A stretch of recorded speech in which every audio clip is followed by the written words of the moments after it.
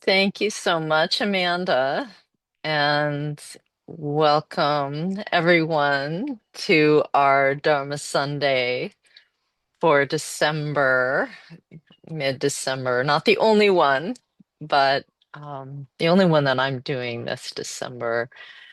And it's really good to see your faces. I've brought up the gallery view, and I welcome you to do the same, to just check in with Sangha, our virtual sangha, and I just love seeing your faces and your spaces during this season of the darker season in the Northern Hemisphere. Some of you could be in the Southern Hemisphere, but up here in the Northern Hemisphere, we're moving towards the darkest season, darkest day of the year, moving towards that.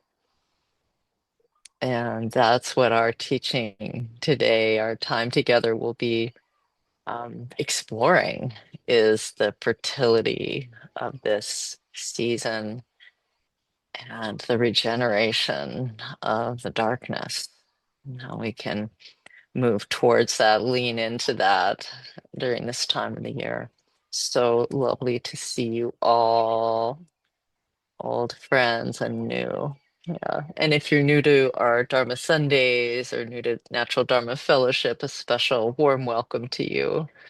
And thank you for joining us.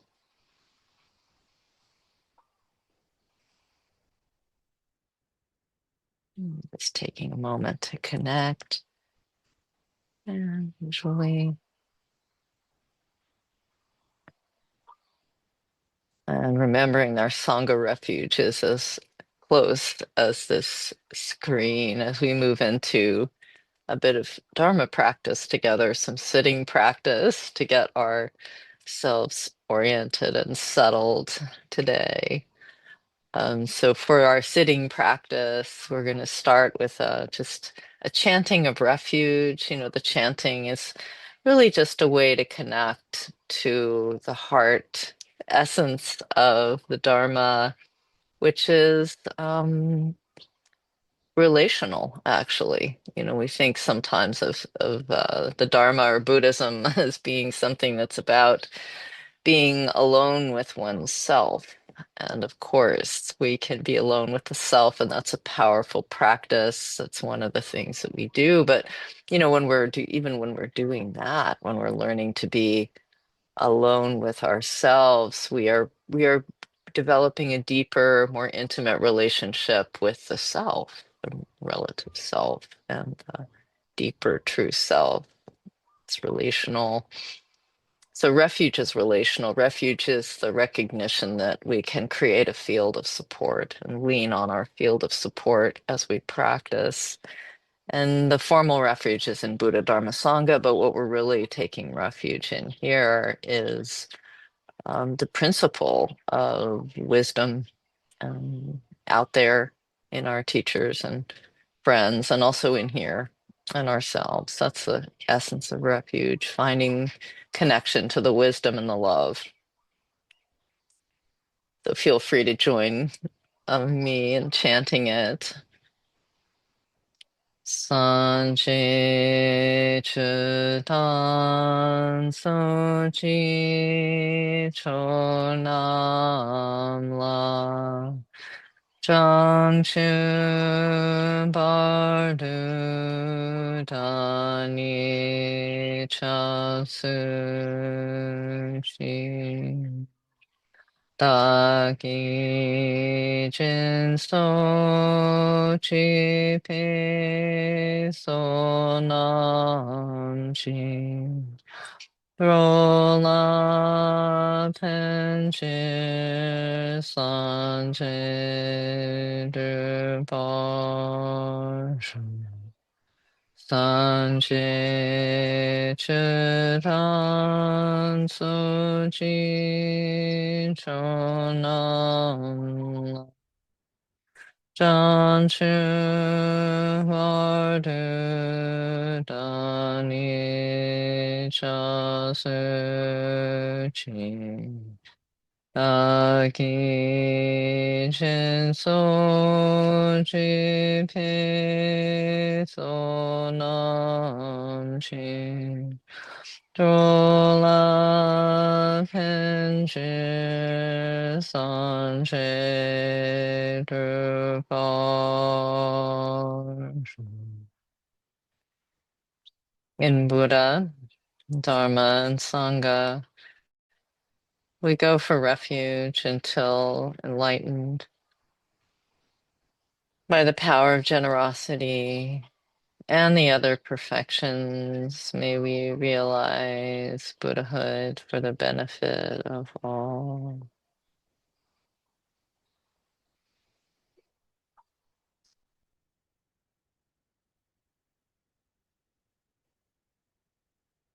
And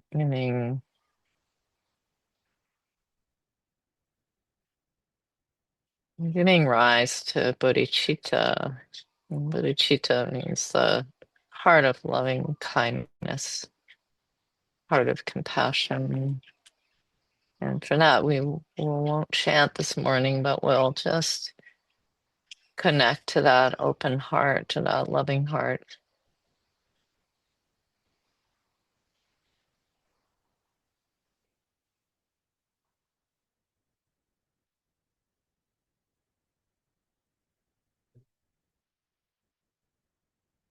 It has an awareness of the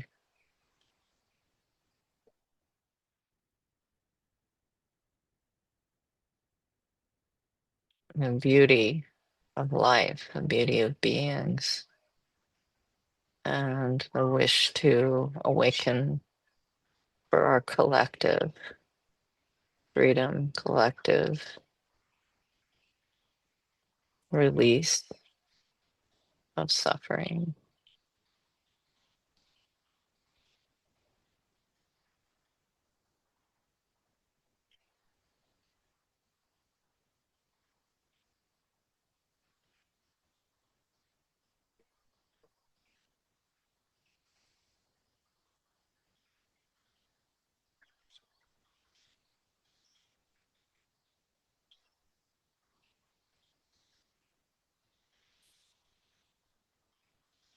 Mm.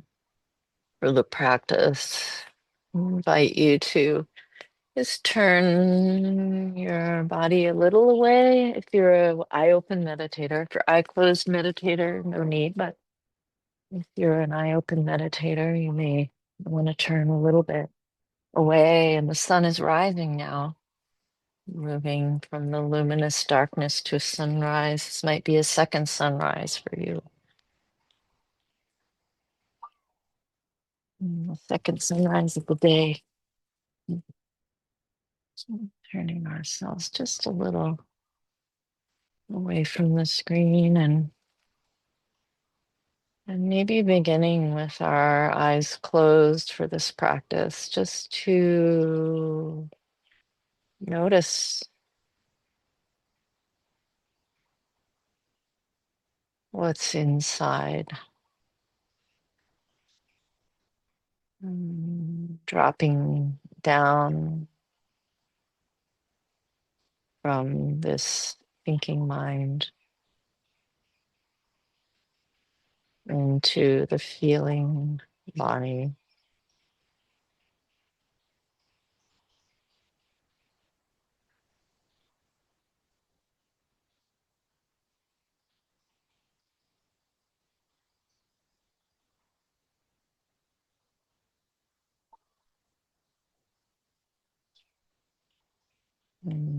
Just noticing that when the eyes are closed,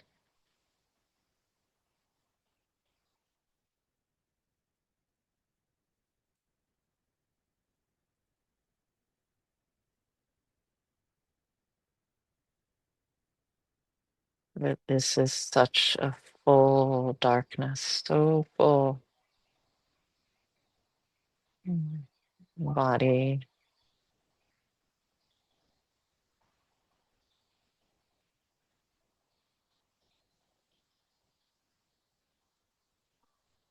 full feeling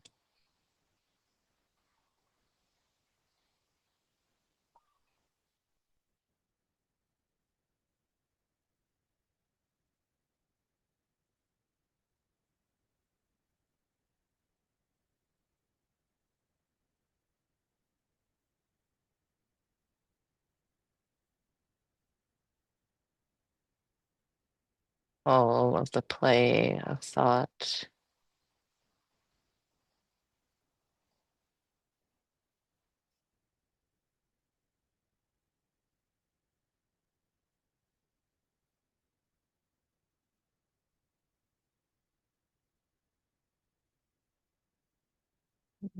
Full of our heart minds, luminosity.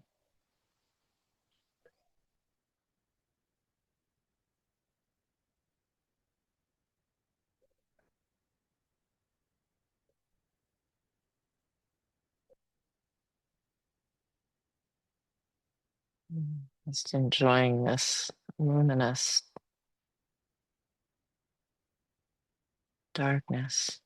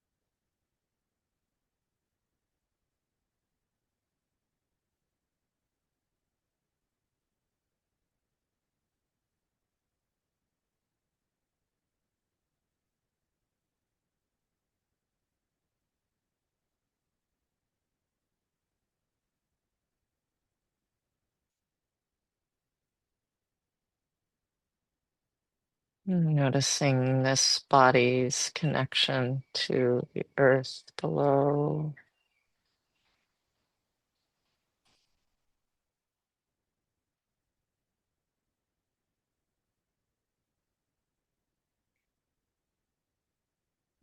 Feeling how your body is stable and grounded.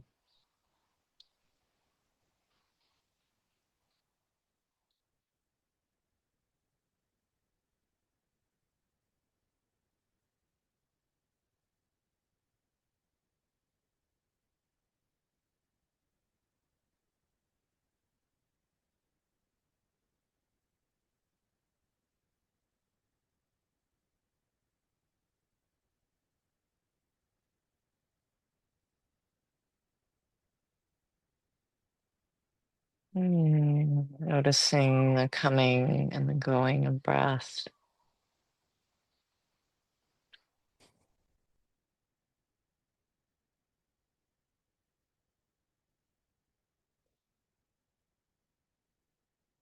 The luminous inhale, fresh and bright in the nostrils, in the belly.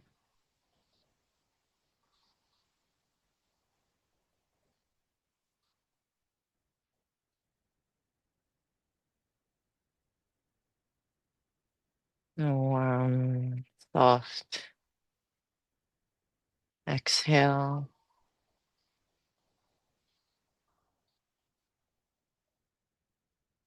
quieting of the breath.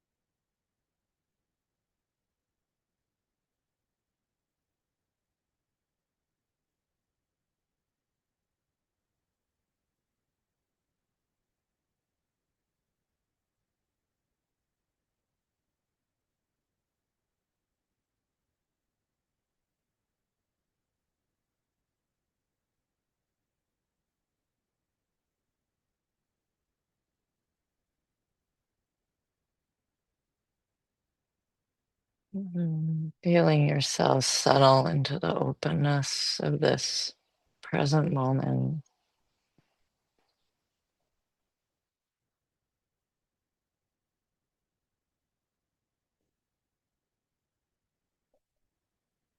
Without needing to hold tightly to anything.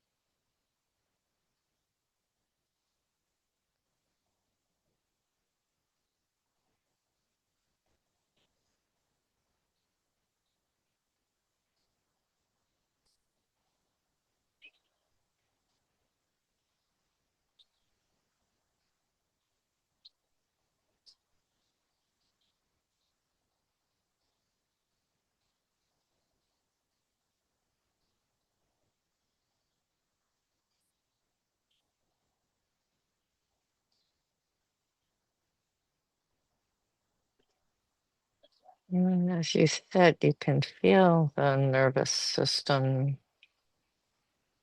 settling on its own.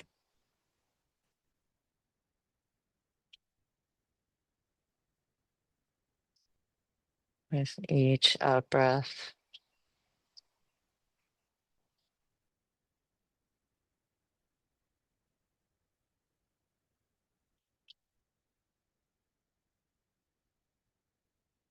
Not doing the settling, but just observing the self settling.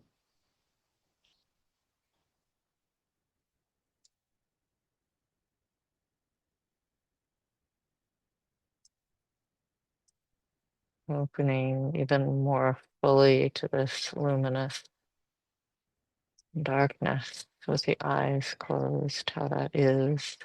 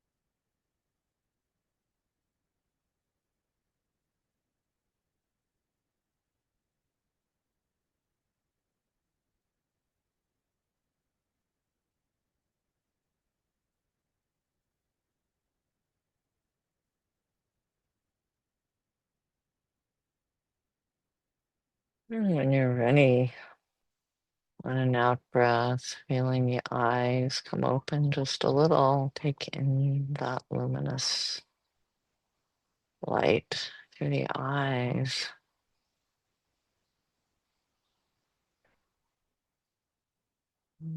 Feeling the senses falling open,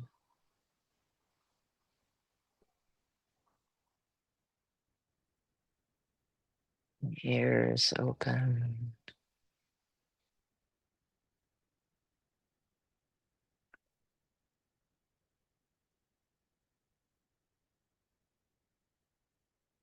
And breath open.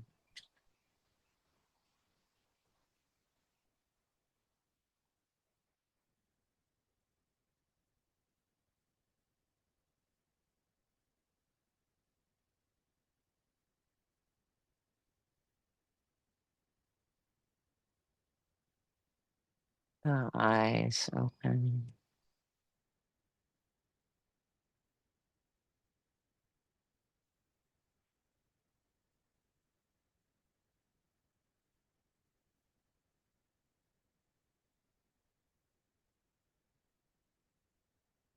The heart open.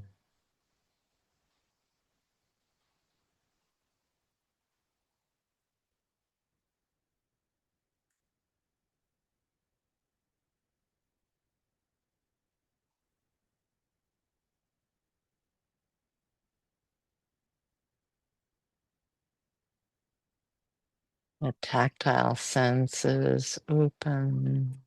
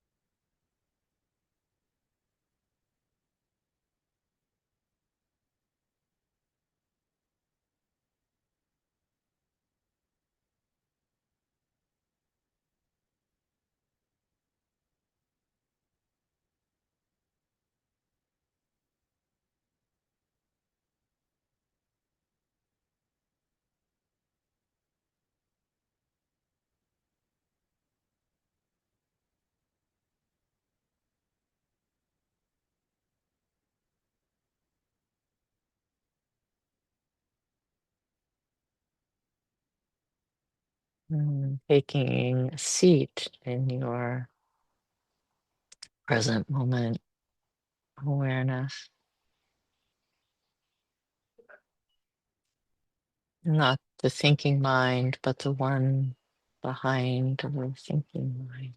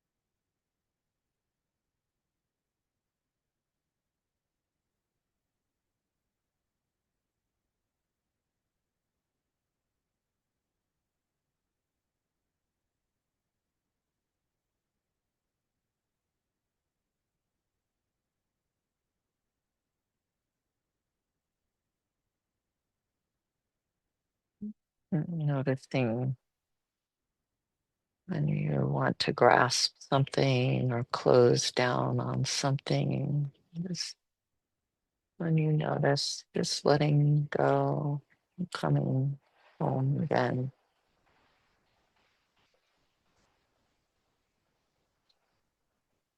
This wonder filled present moment awareness.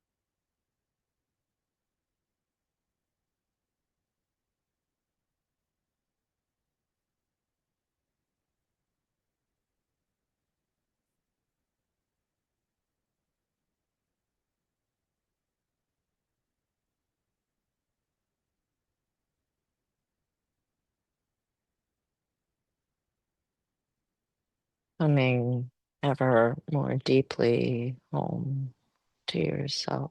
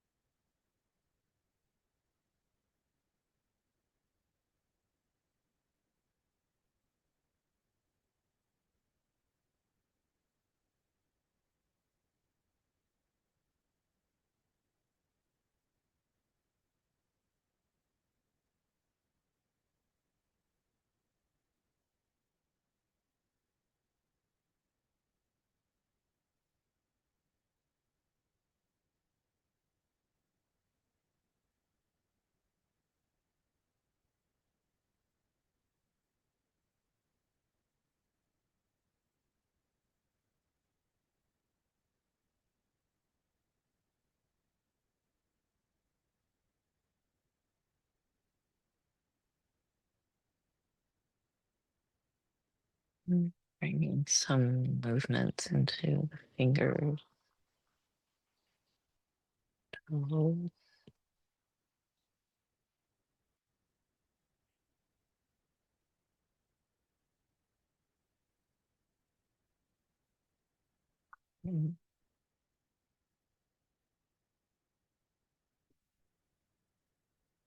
neck.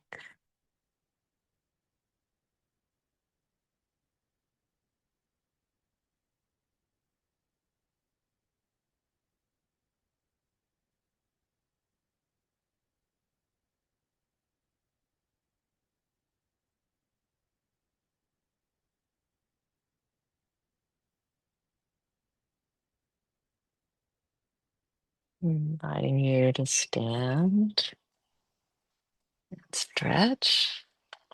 Um,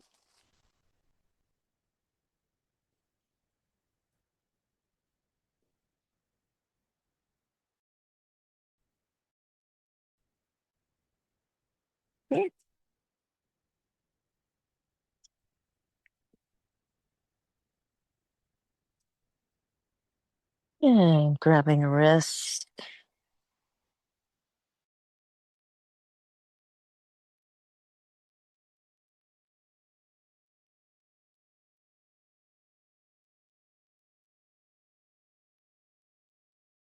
Okay.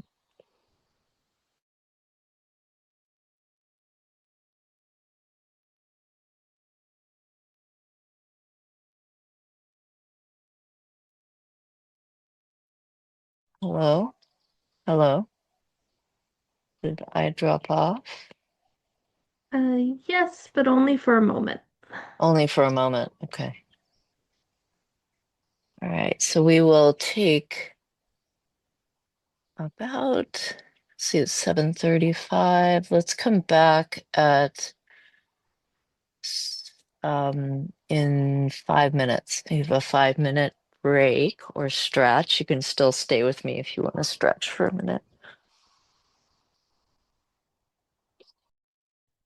Welcome back.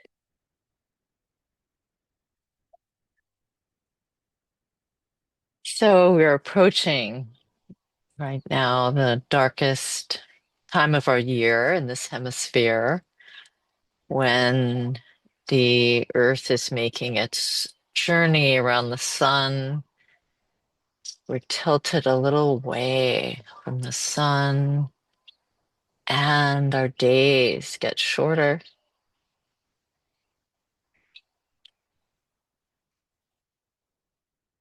And there's something about this time of year that calls us inwards to be reflective and to contemplate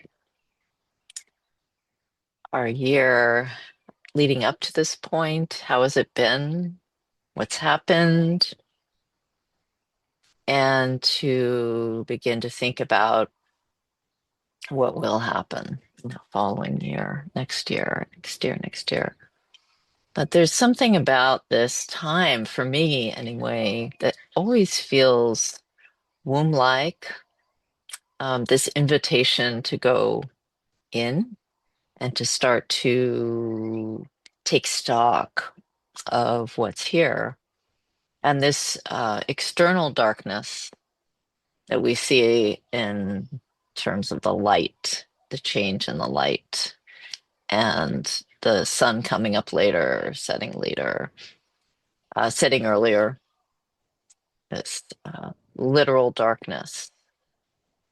There's something there that, for myself, has invited me into the space of this homecoming to the darkness in ourselves, the darkness in the human, the darkness in the human. Yeah. And so, and also just looking at the world, right? We could say, looking at the world, that we're living in a dark time and a time of uncertainty and a time of a lot of shifting, change. So the darkness is literal, it's around us in terms of the change in the light. It's the season. And dark, we have this darkness and the unknown. In some ways, we know ourselves, but in some ways, we are a mystery to ourselves. And that's not a bad thing. It's actually exciting that we are a mystery to ourselves because there's this invitation to go into the darkness, into the mystery, and see what's present there, to see what's luminous in the darkness. And when I say that luminous in the darkness, I'm also I want to credit Deborah Eden Tull for introducing me to this concept of luminous darkness. She wrote a book called Luminous Darkness. And so the title of this teaching today is based on that title too. Um, and what it evokes, that the darkness is not a nothingness, that the darkness has a light within it, a quality within it, a shine within it. And that's true with the inner darkness. That's true with the outer darkness. It's true with the darkness of challenge and uh, uncertainty. There's a shine to it. There's also an invitation in the darkness to lean in and to explore and to see what is there that we can't see.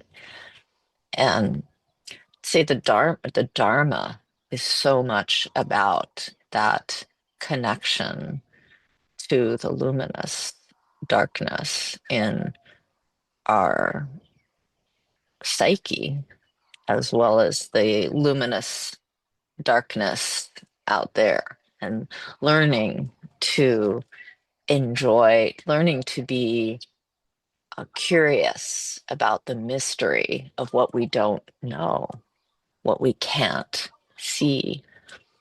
Um, I feel like I connected to that luminous darkness last night.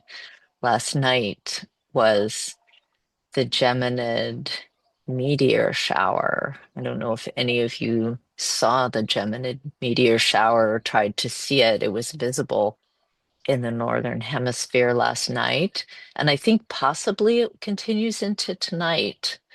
So if you didn't see it last night, you might be able to go out and look up and see some of it tonight. So I was with a group of friends, 5 friends last night. We had dinner together, and I didn't know about that meteor shower until after dinner. And one of the people who was there, friend Deborah, said, "Oh, it's the meteor shower tonight. It's the Geminid meteor shower." And so we went out onto the deck. We started out on the deck and we ended up going out into a field, brought some chairs and laid them all the way back and laid out all 5 of us on our backs to watch. And um, and at first, you I couldn't see anything. It took us about half an hour for our eyes to fully adjust to the darkness, to fully adjust to the darkness. And the experience when we first went out is it's very dark, right? It just seemed like can't see anything. We certainly couldn't see any shooting stars. But as we lay out there for a little while longer, eyes adjusting, suddenly all the stars were getting brighter and brighter and brighter in the darkness. And then we started to see the shower, we started to see the streaks of light. And there was one in particular that it was so bright and so long across the sky. I don't think I've ever seen a longer one across the sky that I just a sound came out of my throat. I just of joy and wonder at that a shooting star.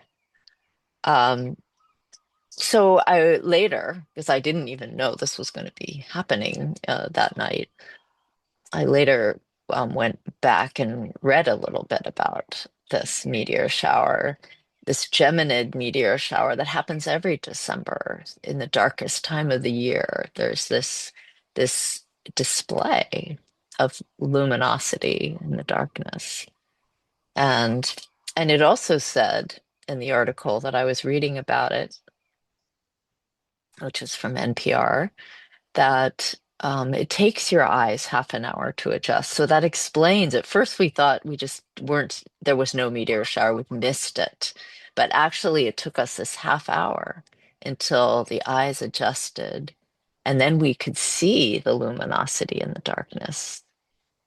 And when I read that right away, I remember how similar this is to practicing meditation with our eyes closed.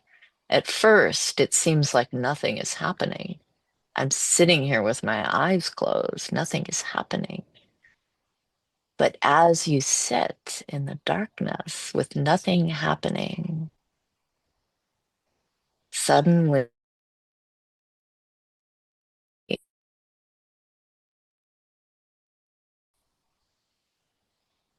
the mind wakes up and the heart wakes up and the thoughts wake up and the life of the mind, this luminosity of the mind becomes apparent to you.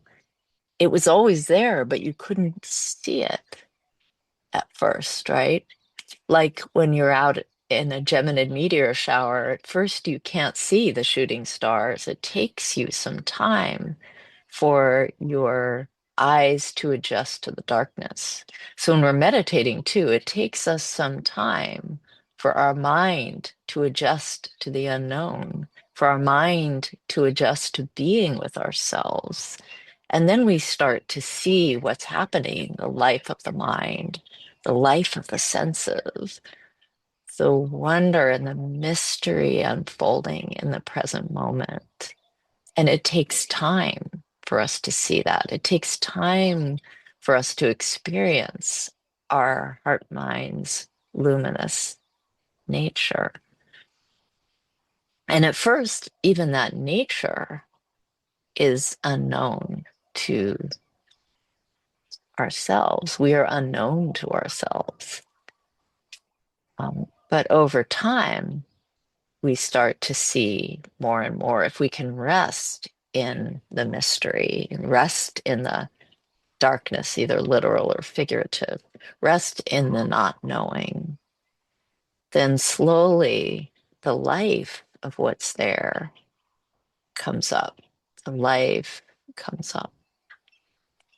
And so darkness, darkness is partly what it is. Our darkness is this not knowing, is the not knowing, not what we don't see, what we don't know. Um, and actually, the more we practice, and I think the older we get, the more we realize that's really the only place there is to rest. Because as soon as we rest in knowing, things change. Knowing is a kind of closing down into a certainty, which has a rigid quality to it. Even the word I know has a quality of closing down to a fact or a set of facts, to um, to a standing on stable, what seems like a stable ground. It's very comfortable to know. Very comfortable to know, very comfortable to have the answers, very comfortable to be certain in yourself. Very comfortable, but I think the question that I'm going to raise here is maybe comfortable, but how true is that? How true is knowing? Knowing is a relative situation. Whatever it is that we think we know about ourselves, about others, about the world, is often based on a lot of thinking, a lot of conceptual framework, a lot of preconceived notions, a lot of assumptions. But the older you get, right, the more you see that the thing that you thought you knew wasn't so. Time is a great revealer. Time's a revelator. I don't know if any of you listen to Gillian Welch. I love Gillian Welch. She's a country western sort of singer, but very um, not your typical country western. Her and her guitar singing these songs of truth. Gillian Welch. She sings a song called Time's a Revelator. I love the lyrics of that song. Time is a revelator. Time reveals our certainties were not as true as we thought, right? Or I think about, I love music. Um, the oh, who sings Closer to Fine? Closer to Fine, right? The Indigo Girls. The Indigo Girls sing Closer to Fine. Closer to Fine is there's a lyric in there. The the more I know, uh, the more I learn, the less I know for sure. I love that one. The more I learn, the less I know, right? So the older we get, the more we practice, the less we know for sure, because we're starting to notice that everything rests on everything else. Everything leans. Whatever idea that we have is leaning on something else, which is leaning on something else, which means it's relative. It's relative for now, and things change, and what we thought was true is no longer true. And now something else has been revealed. So there's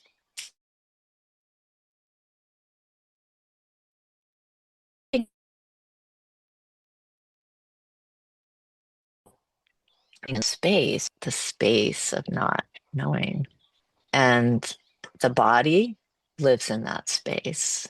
The body is experiencing, the body is feeling, the body is self-regulating, but the body's not doing a lot of knowing, right? The body is full on present moment experience or field, the field of the senses, the field of what we hear, the field of what we're seeing and what we're experiencing in the present moment.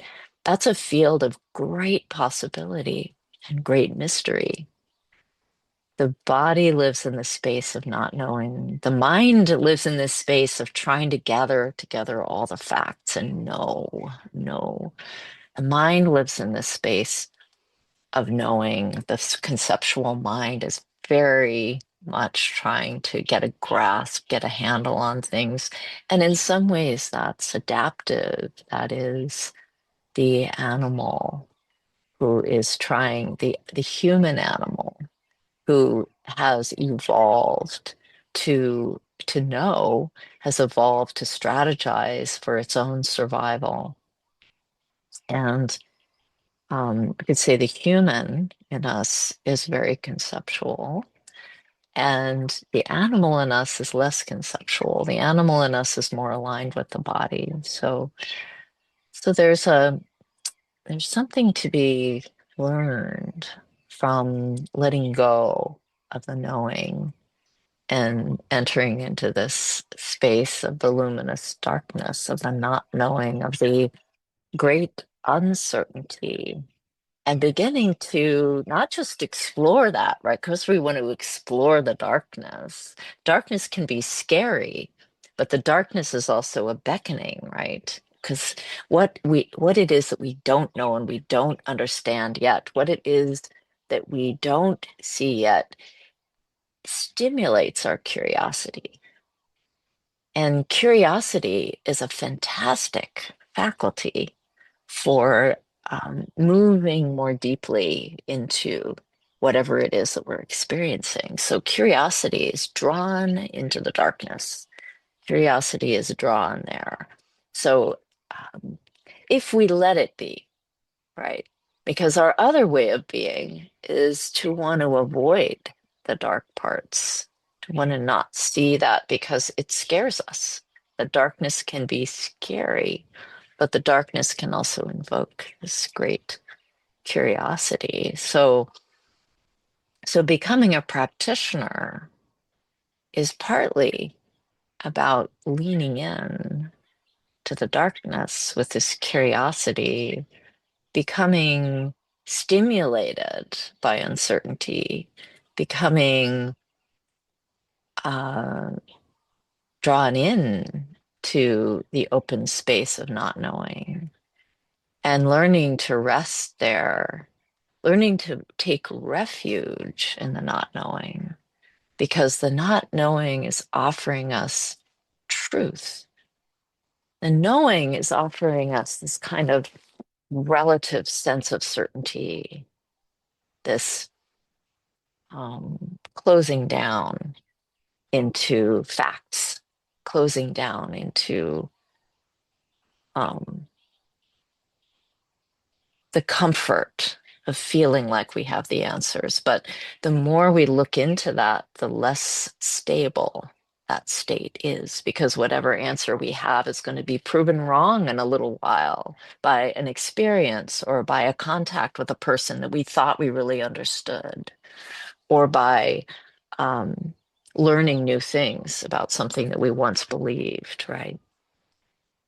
But resting in the not knowing, like Suzuki Roshi said, opens the door to all possibilities. In the space of not knowing, everything is possible. In the space of knowing, there are few possibilities, he said, Suzuki Roshi. So, in the space of not knowing, we can really contact something that is true, which is that we never will know. And that we never will know is a blessing, because it leaves us with the only refuge, which is this open dimensionality, this luminous darkness, which is a truth space, a space of great possibility and groundlessness. At the same time, there is a ground in the sense that we can relax in the space of knowing that we don't know, of being comfortable that we don't know, and that we don't know is a blessing. And, this wisdom of not knowing sounds kind of mm, mysterious, I think, to the Western mind. At least I think stimulates a little bit our how could I live there? Or how could I be uncertain? How could I be comfortable with being uncertain? How could I explore and relax into one of my dear colleagues and guides, Anam Tupten, calls it the wisdom of insecurity, right? The wisdom of insecurity. How could I find refuge there? But the more we start in that direction, the more we see that it's not an empty,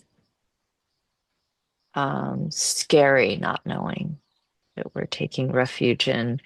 It's a place where openness is our refuge, and where curiosity is the refuge, and where courage, the courage to be in a space of not having the answers, is our refuge. So we're really taking refuge in courage and in wonder and in the mystery of the present moment. And there are implications for that too. Implications like um, staying, if we really stay in that place of not knowing, stay in the place of wonder, we're not taking refuge in our projections and our opinions. We're rejecting essentially our rejections and our opinions. We are letting go of that space and staying with, I don't know, and I am open to whatever possibilities present themselves. And that includes how we are with other people. That as much as many years as I've known you, whoever the other person is, I still don't know you. I still am going to be open primarily to the mystery of you, to the possibilities of you, not to my opinions about you and my certainties about who you are and what you're capable of. I'm going to take refuge instead in my not knowing of you and my curiosity about you and my openness to the possibility that you will present in a new way, in a different way. So, that's for myself how it's been practical, this not knowing, not just as a way of being in practice or in meditation, but also as a way of being with others. Like, how can we be with others in the not knowing, in the space of not knowing?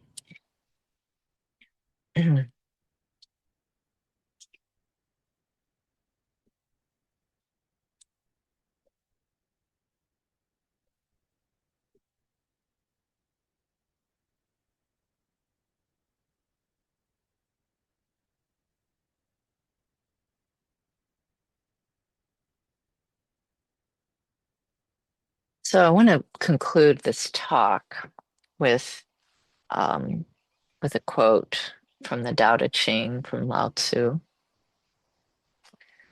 So Lao Tzu said um, in one of his verses of the Tao Te Ching, he said, "Do you have the patience to wait until the right action arises by itself? Do you have the patience to wait until the right action arises by itself?" And I see that verse as, do you have the patience to be in not knowing what you should do or shouldn't do or might do or your direction? Do you have the patience to wait in the space of not knowing until what needs to happen arises and becomes clear to you on its own? And that's very much in the spirit. I think this wisdom of luminous darkness, of the space of not knowing and its possibilities, is also, we don't have to know our next steps. We don't have to know how our life is going to unfold. We don't have to know the right direction.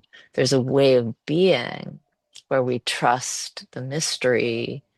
If we wait and we keep opening to the luminous darkness in here, opening to the luminous unknown out there, that the right way to proceed will just make itself known to us without us having to figure it out with a conceptual mind. This possibility that resting in the mystery, resting in the not knowing, provides answers, provides the direction.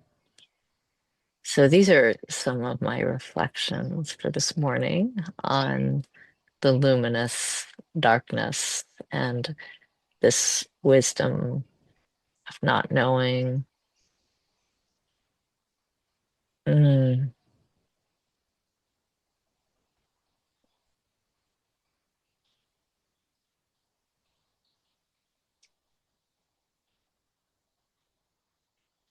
Mm, okay. I think I'll conclude there and open to questions, open to whatever you guys might want to bring to the table. And we'll continue the teaching in that way, so to speak, just interacting with you. So feel free to raise your hand. And I could pose this question: when has not knowing served you? When has the luminous darkness guided you?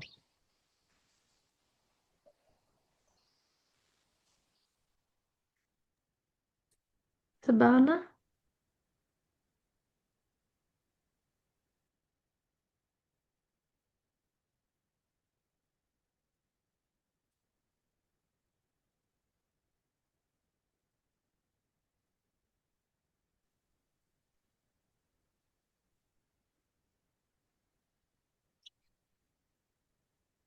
Lama Willa, thank you so much for this chat. Um, when all my life, when I've moved from place to place, I've, um, I've been open to the wonder of where I'm going to live. And it's always proved to be, I've been in beautiful, beautiful places. And um, right now I'm getting ready to make another move into a senior living, and it's the same kind of wonder, and it's been really exciting.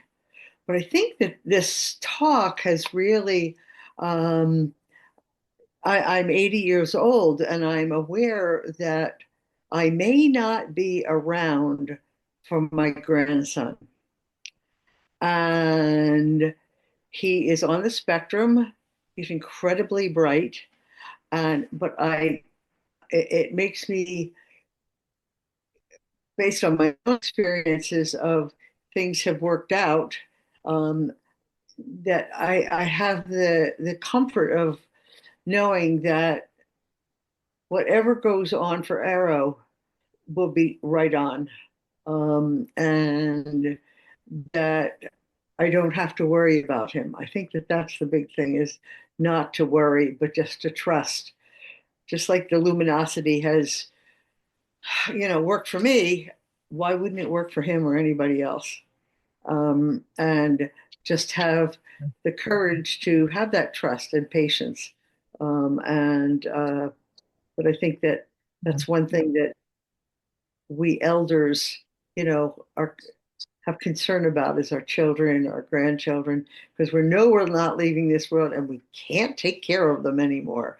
And so this talk is a real blessing, and yeah, it's just trusting and being open to the mystery.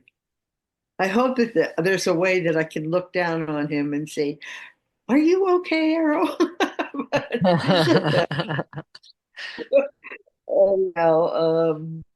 Thank you so much for this, and it's always a blessing to see you and hear your reflections. They're always so rich, and yeah, Thank thank you, you. Subhana. It's so good to see you. It's so good to see you. And I just wanted to say I'm a worrier too. I'm a big worrier. I am so prone, and I mainly worry about my dog. I'm always worrying about, where is she? Is she okay? Is she safe? I mean, it's so funny. Yeah. And it's true, right? We have some responsibilities to the people that we love, the beings that we love, but we can put all this energy into worry, and it's okay to not to that we can't and control everything, right? We can't control, and we can't live forever. Oh, yeah. I love that. Thank you for sharing, Subhana. Thank you, Lava Willa. Yeah.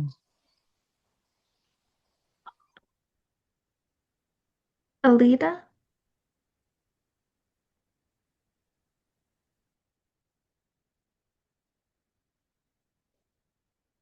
Oh, you're muted, Alida. We go. There we go. Yeah. Thank you, Lama Willa. Wonderful, wonderful talk. And I missed some of the beginning, but Subhana raised it. It takes trust to rest in the not knowing. But in answer to your question, it's rewarding to find that when I can pause and not jump in with the first thought that comes into my mind, it's I'm rewarded with some wisdom that comes from who knows where, and either I say nothing or what comes out of my mouth is more helpful. And I've experienced that enough that I'm beginning to trust it. So it is easier for me to remember to pause, just take a breath. And the other thing that is connected to that is just this week, I've been practicing with this notion of deep listening. And I think there's some nice synchronicity with that, because when we're listening, we're not talking. So that's my thoughts for thank you. Thank you, Alda. And I just want to kind of take this thread that you were bringing up of deep listening, that practice and being in the space of not knowing is a practice of deep listening to the present moment, deep listening to, sometimes it's to another, but it's also could be deep listening to our own heart mind. And when we're in that space of the luminous darkness of the not knowing, we can truly listen in a way that we can't when we're knowing. When we're knowing, we are placing a lot of assumptions on the situation, and then we can't really listen. We can't really listen. Um, Yeah. and I think that comes up in relationship a lot. When you're in relationship, you form strong opinions, or not even consciously, about the person that we're in relationship with, and who they are, and what they're doing and what they're capable of, and what they're not doing that they should be doing or whatever. And, and then, but we can't really hear them. We can't really hear them unless we drop it. And then that's such a space of love. If you're in not knowing, you can really love too, because you're not in a preconceived space. Um, There's so much equanimity there too, in that yeah. in relation to other, letting this person be who they are, Mm. instead of Hmm. the assumptions and why don't you do this, and why aren't you practicing this instead of this, and all that Right. nonsense. Right. Right. Thank you. Thank you, Elida. Thank you. Nice to see you. Next up we have Jen. Jen, you're muted. You're muted.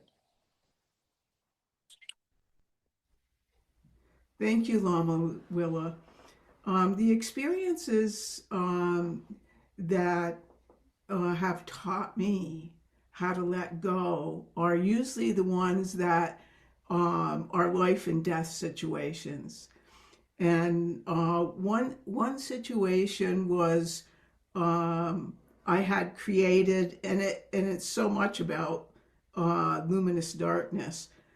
Uh, a group of us created these masks, these plastered masks, and I had hung it up on my wall for a long time because I didn't know what to do with it next. And it was a night where the moon was shining in on the mask, and I said, well, I need to cut out the eyes of this mask. So, and it was probably like 2 o'clock in the morning. So I took it down and I started cutting out the eyes of the mask. And in order to smooth around the eyes, I kind of just dabbed my tongue and went around the eyes. And all of a sudden, it was like I started itching. And, as I was kind of getting out of breath. So I went in the bathroom, I looked, and, I had this rash all over my face. And I knew, as a nurse, I knew, oh my goodness, I'm having an anaphylactic reaction. And so the only thing I could do is just lay in bed and breathe. And so that's what I did. And then I woke up 14 hours later. So, I mean, it was almost not a situation where I had a choice, but it was a lesson. It was a lesson of letting go and just trusting whatever is going to happen is going to happen. Because I do remember thinking, oh, I could probably die or I could live. And that's just what I went. That's what I went with. I just started focusing on my breath, and I must have fell asleep. And then it was 14 hours later when I woke up. So that was my experience. I have a Wow. few others, but that's the one I'll share today. Well, uh, why didn't you call 911? I want to say to Jen. Oh my gosh. I want you to call 911 next time. Anyway, thank you for sharing, Jen. Yeah. Sometimes we don't know what's going to happen. And yeah. That being said, I mean, of course, not knowing has to be balanced with reason too. No, there's times when we need to take everything that we know and apply it to a situation at hand to help ourselves or help others. But there isn't much encouragement in this culture in valuing the space rather than the thoughts in the space, valuing the openness and the mystery. Yeah. I think. Vicky? Thank you. Thank you so much, Lama Willa. Such a perfect reminder at this point in the cycle of of the light and the dark. I found myself thinking about the times when the not knowing has brought revelation. Like, so I've been with my husband for 50 years, which is absolutely astonishing. And there are times when it's just like, oh my God, this is who you are. Like he emerges in some completely unknown way that I'm just yeah, just astonished. Like, and I think about my practice in the same way, that there are times when what arises, what I what I suddenly see or know is so unexpected that I had that same feeling of astonishment. And those are the times when trusting. I loved I don't know how to pronounce Subona's name. I think that's right. But anyway, that she brought in that trust aspect, and Alida said the same thing. And and Jen, your trust. Oh my gosh. Woo. In a way, perhaps you didn't have much choice, but that is such a help for me in my practice, that aspect of trust. Hmm. Trust. Thank you, Vicky, for bringing that in, right? Because that's a big part of being in a relationship to not knowing is we have to trust the not knowing, that it's okay to not know. It's even powerful uh and enlightening to not know. And that does involve, right, this sense of I need to actually learn how to trust that. I need to learn how to become comfortable with uncertainty, even embracing the uncertainty as the doorway to wisdom, that uncertainty will lead us there to wisdom, that the not knowing will lead us to wisdom if we stay with it, if we can stay with it. And also what you were saying just now is reminding me of an experience I had very recently with someone who I had known as an acquaintance for a while, but I I didn't actually hadn't really sat down and had a conversation with this individual before.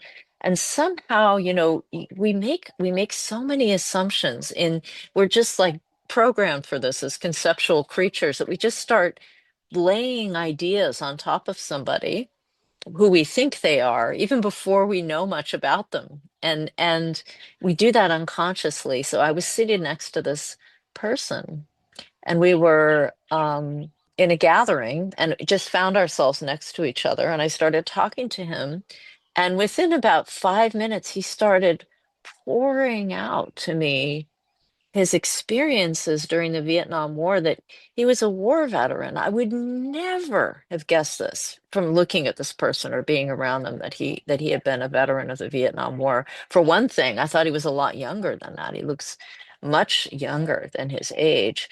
And then his experiences in the Vietnam War deeply marked him, deeply changed him, and it's who part of who he is today, how he became who he is today, how he became resilient, how he got resilient because of the trauma. And in just a matter of about a half hour, this whole world had opened to me of who this person, a part of what he's experienced, the mystery behind, and I was just kind of astonished at just how people all walking around us, it occurred to me as I was talking to him, everyone walking around us is holding some kind of secret history of trauma. We all have one. We all have one. We all have these wounds that have shaped who we are, and that have allowed us to develop into the people that we are in very amazing ways, positive ways, have created the resilience that we now have as human beings. We had to find that resilience and learn that resilience somehow. And the traumas help us build resilience. And so just hearing his story made me suddenly look at everyone around me differently. I was like, oh, we are all walking stories. We are walking incredible stories of power and courage and resilience through the darkness. And just I suddenly became aware of it, and I was looking at everybody around me, thinking, we all these people are holding these gems, and the only way to get at those gems actually is curiosity, to start asking questions and then deep listening, questions and deep listening, questions and deep listening. And that's how we start to discover these gems in others. All right. Oh, Amanda. Thank you. So what's very interesting about this topic, I love that someone mentioned equanimity because it almost feels like this embracing the unknowing is the type of detachment that we're working towards when we don't think we know about things and when we don't feel like we know something so well that it's ours, being able to release things in that way and learn about them, um, and not, like you were saying, put our own thoughts on them, um, I think is really important. And in my life, a lot of that practice for me lately, I have a teenage daughter, is watching her become herself and go from, this person that I definitely know everything about to realizing, wait a second, she's her own person in there and it's starting to come out and it's really nice. Mm. That's so awesome, beautiful. And yeah, to be a parent is to be in the space of always being in relationship to becoming, right? They're not who they are fully yet when they come out, there's like this whole process of becoming, and how exciting that is to watch that, not knowing who they will be, not knowing who they will be one day. Yeah, thank you, Amanda. And also I loved what you just brought up about the the importance of letting go of grasping for not knowing. If you can't grasp, um, that the space of not knowing is a space of not grasping at anything. And that's so hard for us, right? So the training is of not knowing is partly about not grasping and not holding on to anything, and being willing to not be attached to the outcome, not knowing the outcome and not being attached to the outcome, doing the best that we can without worrying so much about how it will actually unfold. And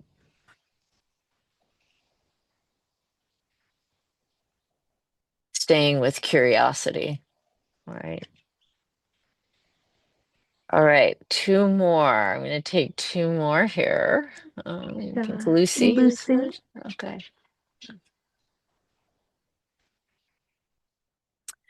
I I love this topic in terms of how we know the people, especially the people who've been in our lives for so long. I'm having this experience a lot. Um, and I've wondered about this for years. Why is it that the people I feel the most intimate with, I feel like I'm always getting to know who they are? And I appreciate how you've named that, Lama Willa. And I think there's a part of me that wants to grasp and say, well, you've known this person for, over 50 years. Shouldn't you know them by now? But it's, so I'm enjoying just letting go of that concept that I can ever really know somebody fully, even especially the people who are closest to me. I have a close friend who I've known since I was 10, and we've sort of tag teamed across life and now live 10 minutes away from each other. And and I grew up going in, spending a lot of time in her house with her family, and I felt like I knew them and I know her, know where she came from. And yet I'm still learning things like that she hates birthdays. And part of me was like, how could I have not known that all these years? But it was also kind of a delight to learn that about her. Oh, okay. She hates birthdays. And I know year after year I've celebrated her birthday. I didn't know she had a thing about birthdays, or I didn't let it in. And other things, similar things about some of her childhood wounding. I remember saying recently, I had no idea that was going on for you all those years. Oh my gosh. So I appreciate the reframe, because I think there's a voice in me that has also said, there's something wrong with me. I should have known that. You weren't a good friend, blah, blah, blah. But I feel like I can kind of let that go and hang out more with the not knowing, and that this is a person I'm going to keep getting to know for my entire life. And the more I know, the more there is to know. And similar with my husband, who I've only known about 25 years, but very similar with him. He keeps showing up in these ways. I'm like, Mm. oh, you're finally making room for him to be who he is. Oh, Yeah. yeah. When we let go of our needs, attachment to needs, trying to see you, there you are. attachments to why aren't I getting this and why aren't you doing that? It's like, oh, I can see who you are, and that in your own way, you're actually trying to meet my needs, just not the package that I expected or wanted. Oh, yeah. Yeah. Yeah. That's very powerful in relationship, right? To let go of what we think we know about what they're doing or not doing and why they're doing or not doing. And yeah, that deep listening and how someone we've known forever is still a sacred mystery and how exciting that is, right? Yeah. That the Yeah. people in your house, your family, your closest friends are a sacred mystery and that you can live with that. It's a more exciting relationship when they're a sacred mystery because then you can keep showing up with a lot of curiosity about what you're going to learn today about this person and what are you going to learn from them, right? What are Yeah. you going to how are they going to be your teacher today, this person in your family or your spouse or your children or your parents or your dear Yeah. friends, right? What are they going to show to you? What are you going to learn, right? Yeah. It's It can be awesome. humbling also. Humbling, right? What we thought is the story we've been telling. That's Right. that's that's the knowing part. I have a story and I'm sticking to it. Well, where's that going to get us, really? Exactly. Hmm. Yeah. Oh, oh, I'm so sorry that I was holding on to that story about you. It can be Right, hard. right. Yeah. Yeah. It is humbling, right? Oh my gosh. Yeah, yeah. Even as you're speaking, I'm thinking of something right now with yeah, to somebody that I'm exploring a partnership with right now and having a story about my needs and how they weren't meeting my need in some way.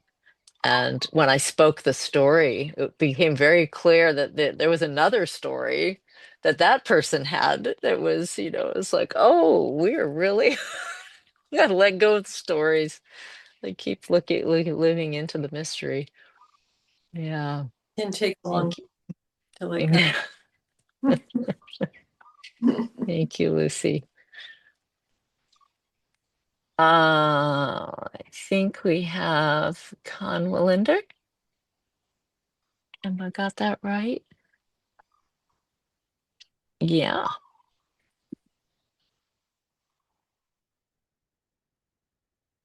Oh, for some reason we're not hearing you. I can see you're speaking. I can see you unmuted, but we can't hear you.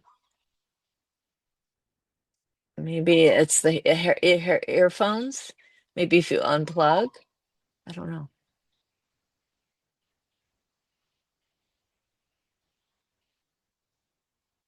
We still can't hear you. Can you hear me now? Yeah, now I can hear you. Yes. Okay. My name is Kanwalinder. I'm new to this community. I've been listening to your videos on YouTube for free for a long time, but recently joined, so I wanted to say hello and thank you for this is my first live uh, participation and a really great topic of exploring what we don't know. Um, Welcome. Welcome, Conrad. Nice to th- see you. Where are Thank you. you in the I'm world? in San Diego. Okay. Okay. Yeah. Thank you. Yeah. Um, so I wanted to just one share what this made me think. Of course, for me, things to explore, more things to explore is always a good thing. So this opens up so much, things that I don't know that I need to learn. Uh, but I think, in addition to the wisdom of not knowing, the wisdom that all parents have, the wisdom of knowing something and knowing to ignore them, things that, I remember as a child or even as a teenager, I thought my parents didn't know. They did about me, but they just chose to ignore those certain things. So I think there's also wisdom in sometimes um, sort of letting go of some of the knowns also. Um, and and sometimes we it's not forgetting, it's just the wisdom that this is not as important, and living in more gray of of what to treat as important, even out of the known part. Mm, mm. Thank you. That's a very good addition to this discussion about the not knowing, that you can know in a kind of relative sense something, Right. and you can let go of whatever that might be, being attached to that. But also, as practitioners too, recognizing that whatever it is that we land on, it's actually a flow. It's actually a flow. It's not forever. Whatever it is, it's not necessarily forever. Maybe it's for years, or maybe it's for this lifetime, but it's not forever. Um, Maybe it is, yeah, yeah. So knowing that it's a flow is very helpful, because it helps us from getting stuck in that thing that we think we know. That, okay, it's a flow, and we're flows too. So whatever we think we know about ourselves, we're actually knowing a flow. We're not knowing a thing. We're knowing a flow. And then to know a flow, or to be in a flow, is to know that whatever it is that it is is going to be a little different in the next moment, and the next moment, and the next moment, and the next moment. Yes, And you did say that in the known, everything keeps changing. right, So right. what you just discovered, and if you could just ignore that, maybe it'll flow to Mm, something else. mm, mm, mm. Right, right. And then maybe judge a little less that Yeah, whatever it yeah, is that you learned. yeah, yeah, yeah. Thank you.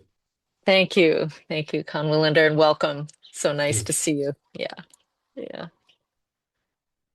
So I want to, before we conclude, and conclude in a few minutes, to just take a moment for this short exercise, very short here, just to think about something in your life that you are, uh, wish you knew the outcome, or that you are trying to know what direction to take. Okay. So something where you're headed, trying to figure it out. Where am I going to go? What direction am I going to go? Or something that the outcome isn't clear yet, but you're in process. Outcome not clear yet. And let's just bring that to mind. That thing, and that's that thing that's kind of niggling at you a little bit, because you want to know, you want to see the future, you want to have certainty about what you're going to do, but you don't. You want to have that certainty, but you don't. Right. So let's just take a moment and just call that up.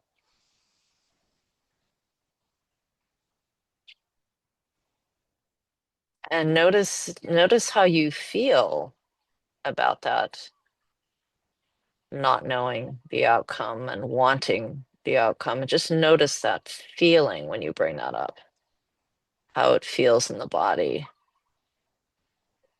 to be uncertain about this.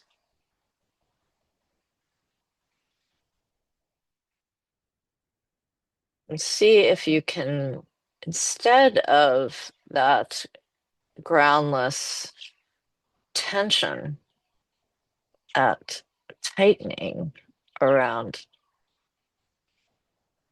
the groundlessness of that, if you can take an exhale and exhale into the openness of that.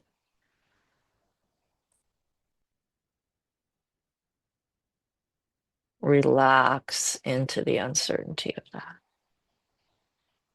the great space of not knowing.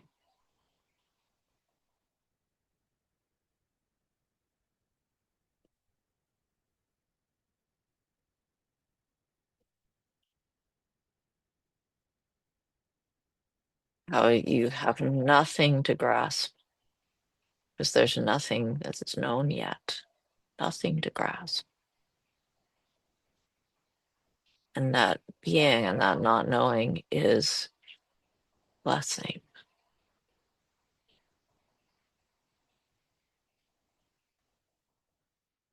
The mind staying open, curious, relaxing into the not knowing.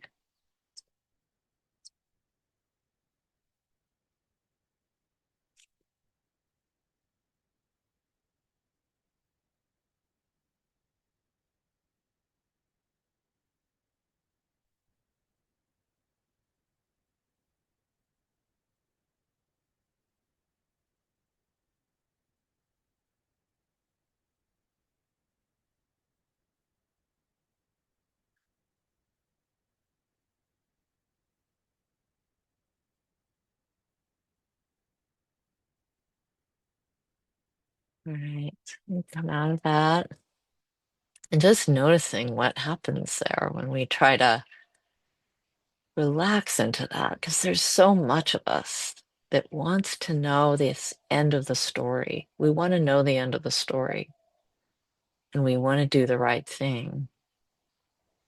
But there's some positive aspects that we don't really tune into so much about not knowing the end of the story. That we can be in the wonder of that, not knowing the end of the story, and the space of that.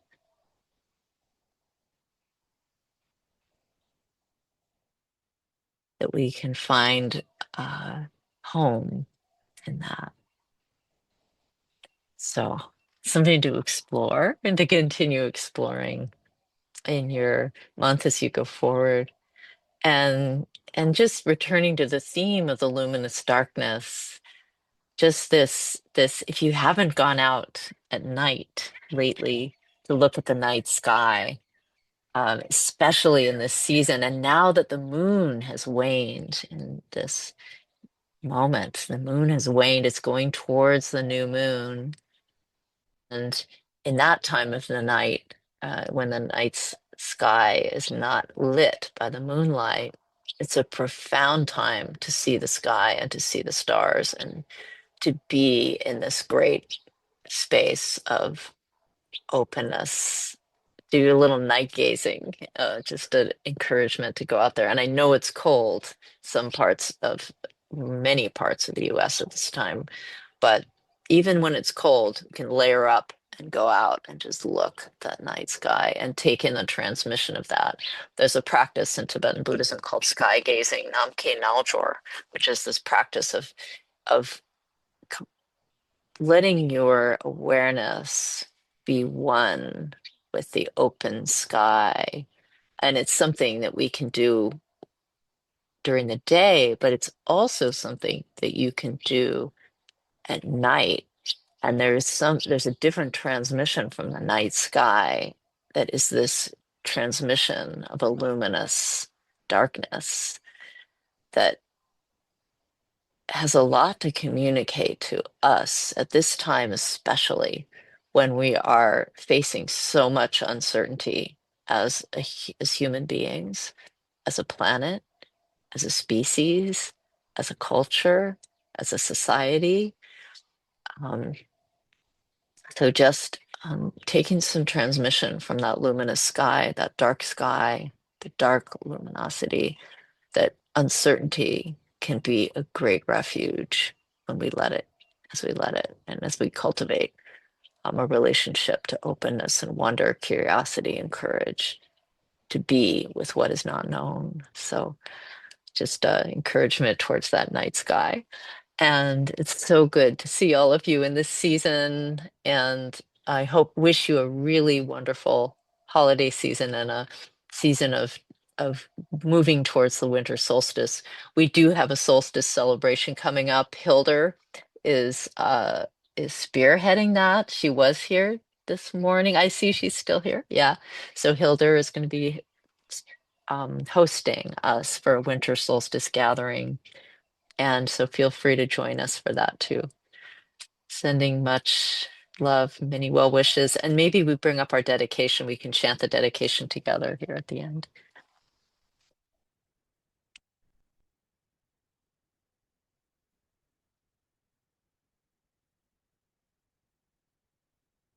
We're chanting this in the Tibetan and the English. Feel free to join or to just listen.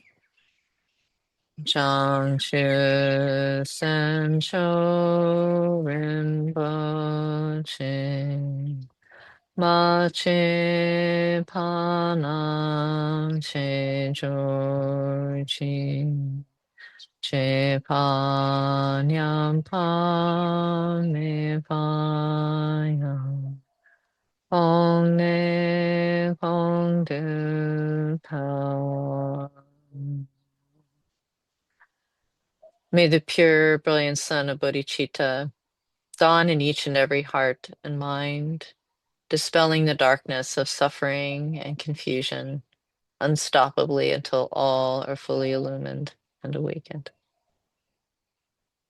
Thank you, and wishing you a very wonderful season.